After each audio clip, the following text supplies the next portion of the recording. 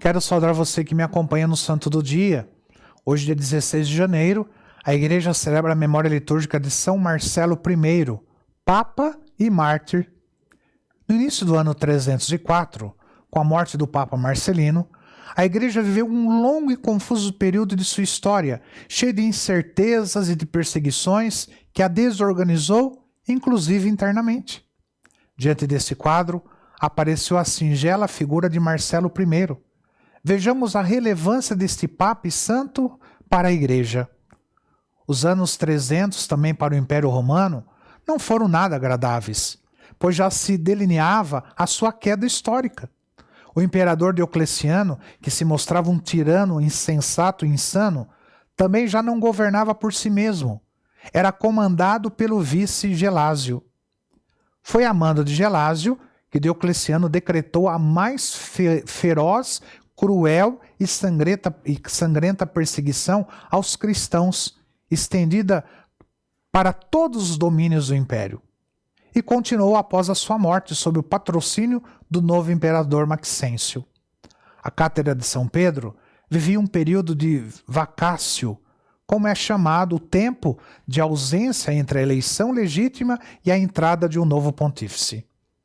Foi uma época obscura, de solavancos para toda a Igreja, que agonizava com a confusão generalizada provocada pelas heresias e pelas perseguições, e aí que surge a figura do Papa Marcelo I.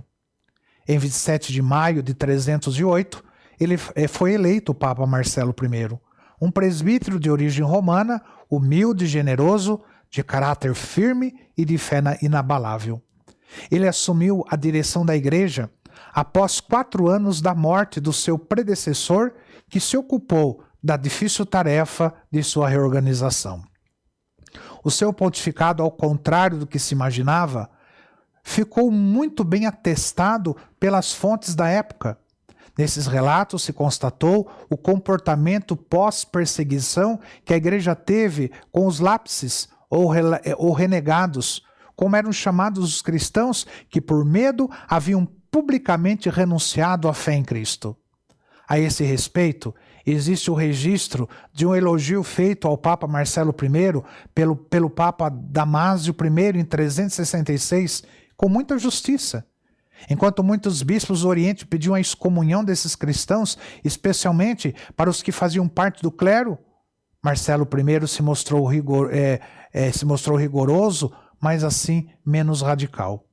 Severo, decidiu que a Igreja iria acolhê-los depois de um período de penitência. Também determinou que nenhum concílio podia ser convocado sem a prévia autorização do Papa. Mas acabou sendo preso por ordem do imperador Maxêncio, que o exilou e o obrigou a trabalhar na sua própria igreja, a qual fora transformada em estábulo. Morreu em consequência dos maus tratos recebidos no dia 16 de janeiro de 309.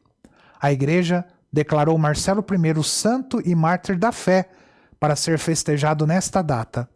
As suas relíquias estão guardadas na cripta dos papas, no cemitério de Santa Priscila, em Roma. São Marcelo I, rogai por nós. Que o Senhor te abençoe em nome do Pai, do Filho e do Espírito Santo. Amém.